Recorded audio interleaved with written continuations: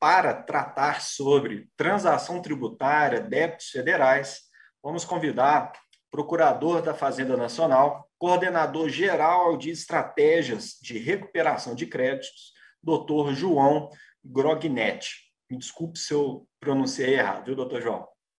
A palavra está com você. Marcelo, bom dia, boa tarde a todos e todas que estão aí assistindo, acompanhando esse evento sensacional da FEComércio. Eu fiquei aqui na minha manhã dividindo entre prestar atenção nas falas interessantes e às vezes cumprir alguma obrigação aqui da minha agenda que tomou aí a minha manhã, mas olha, todas as falas muito interessantes, inclusive a doutor Tiago, que eu conheço também, aí, meu amigo, e as críticas são muito bem recebidas. Eu acompanhei o finalzinho aí da parte que ele falou da isonomia, né? Eu acho que isso é muito relevante, viu? Acho que a gente vive uma nova fase, sabe? Assim, de ouvir esse tipo de declaração e não se sentir ofendido de parte a parte, pelo contrário, a gente está aqui para todo mundo para contribuir.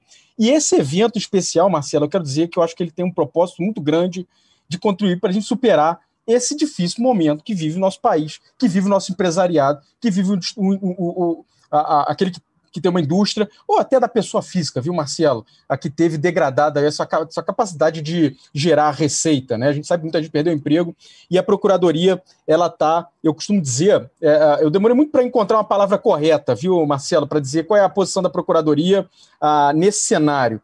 Mas eu gostei, eu gosto de dizer que ela está obcecada por tentar permitir contribuir de alguma maneira nas suas forças, né, para que a gente supere essa dificuldade econômica. Então, lá atrás, a gente a gente implementou aí a prorrogação da certidão, a gente suspendeu atos de rescisão, mas também fizemos, graças a uma medida provisória publicada antes da pandemia, e olha que coincidência, a gente também colocou em campo a transação tributária, que não tinha hora melhor, apesar de estar 50 anos latente lá dentro do Código Tributário Nacional. Seria bom se tivesse vindo antes, mas veja, estreou no momento em que a gente precisa e precisa muito. E eu falo quando precisa, eu não estou aqui me referindo à PGFN, não estou me referindo à União, não estou me referindo só ao empresariado. Eu estou dizendo que o país precisa disso, tá? Países mundo afora, e aí eu me refiro à OCDE, que aqui tem os estudos mais avançados e publicados, mas certamente todos os países do mundo avançaram em alguma medida permitir a liquidação do seu passivo com desconto, né? E alongamento extraordinário. A situação é essa, a situação é de salvar emprego, Marcelo. A situação é de garantir a produção, a renda da empresa nesse momento difícil, né? E aí entra essas políticas públicas de alongamento extraordinário e redução do tributo. Mas aí com um critério, ou seja, tudo tem que ter critério, né? A gente não pode pegar linearmente, passar uma régua e dar desconto para todo mundo, porque afinal de contas, embora seja uma minoria, nessa pandemia isso mostrou que algumas empresas, algumas atividades econômicas, elas colheram muitos frutos, além até do que antes da pandemia. E aí, por isso que precisa haver um critério diferenciador entre aqueles que podem ter desconto e que não pode, né? Mas aí, Marcelo, eu vou pedir licença para compartilhar a minha tela. Eu acho que a gente acompanha melhor aqui o que eu queria dizer se a gente olhar alguns slides. Você está conseguindo enxergar? Pronto, perfeitamente. Eu trouxe para tratar aqui com vocês, nesses minutos aí que me restam, Marcelo, o programa de retomada fiscal da PGFN. Ele é um programa que está inserido dentro do contexto da transação tributária, tá? E aí, como aconteceu? Eu gosto de historiar também esse tipo de circunstância. Em 2019, a gente estava eufórico com a aprovação da medida provisória 899, que trazia a transação. Fizemos um edital, recebemos algumas propostas de transação individual, mas em março, apesar de ainda eufóricos com a transação, a gente recebe uma triste notícia de que o mundo está vai enfrentar um momento muito difícil, né? A Itália já estava com os índices de óbito lá na estratosfera, e tudo indicava que o Brasil ia passar pela mesma dificuldade, né? E aí a gente começou a pensar em mecanismos, né? A transação extraordinária veio em março de 2020, depois a excepcional do Simples veio em junho, até que em setembro de 2020 a gente consolidou isso tudo no programa de retomada fiscal. Foi o primeiro programa de retomada fiscal. São mecanismos que visam facilitar a superação dessa dificuldade econômica enfrentada pelas empresas, mas para todas elas. E por isso que ela tem vários instrumentos incluídos em si. Dentro do programa de retomada fiscal são vários instrumentos, tá?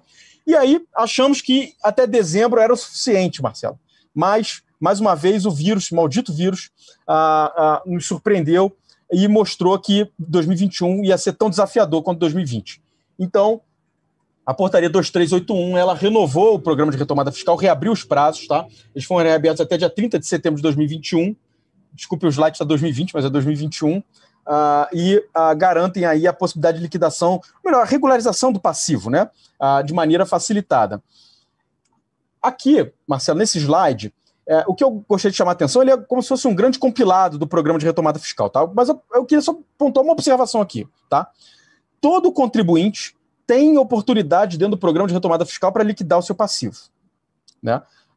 O que significa dizer que, embora a transação com desconto seja exclusiva daqueles que tenham a sua capacidade de pagamento degradada, contribuintes que não têm a sua capacidade degradada, eles têm a oportunidade dentro de uma modalidade específica lá, né? Então, assim, ele é um programa que abrange 100% dos contribuintes, tá? Agora, 100% dos contribuintes não são atingidos de maneira igual por todas as modalidades.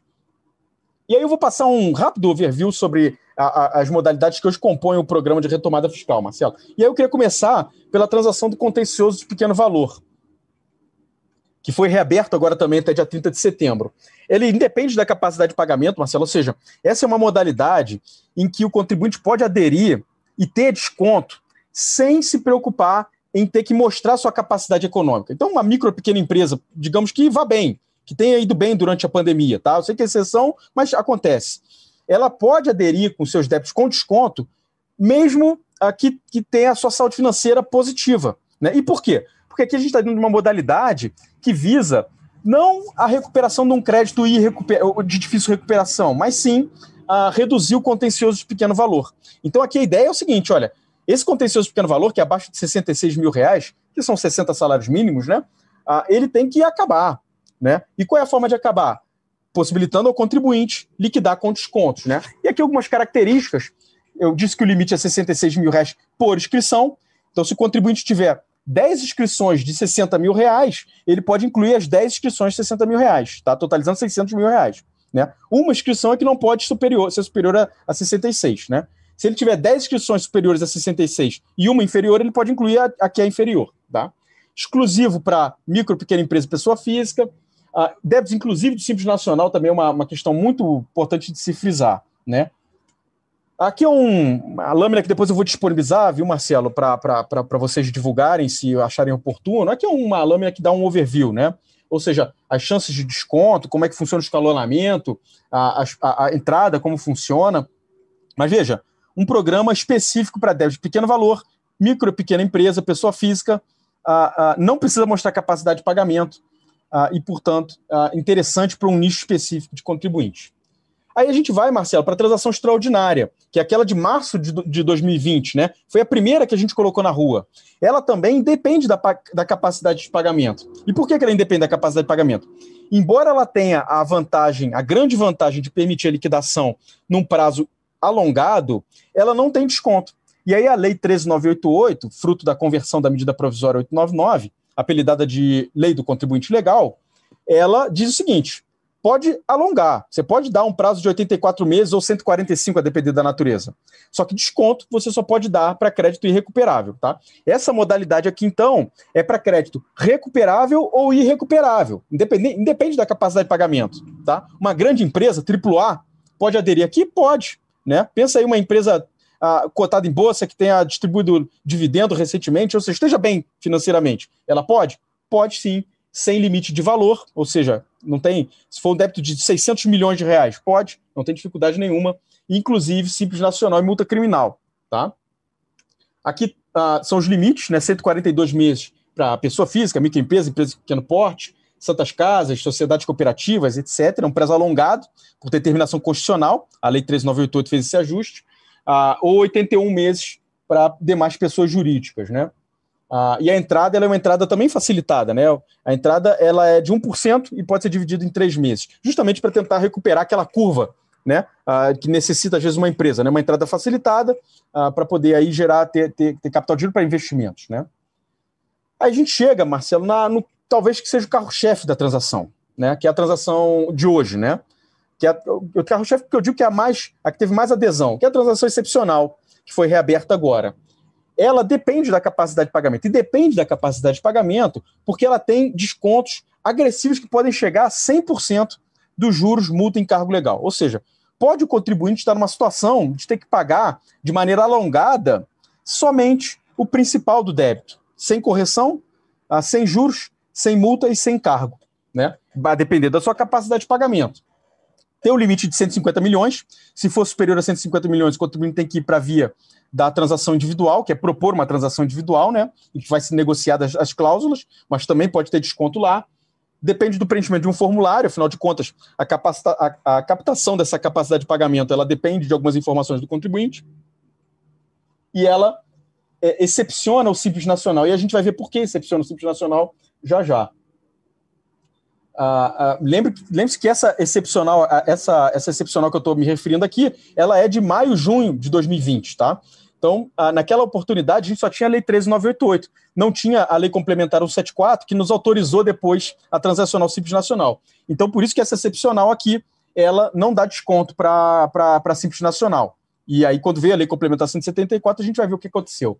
A entrada ela é facilitada, ela é de 4% em 12 meses, ou seja, o contribuinte durante 12 meses vai pagar 0,33% do total do crédito, descontos de 50% a 70%, que podem chegar a 100% do volume total de multas, juros e encargos, né?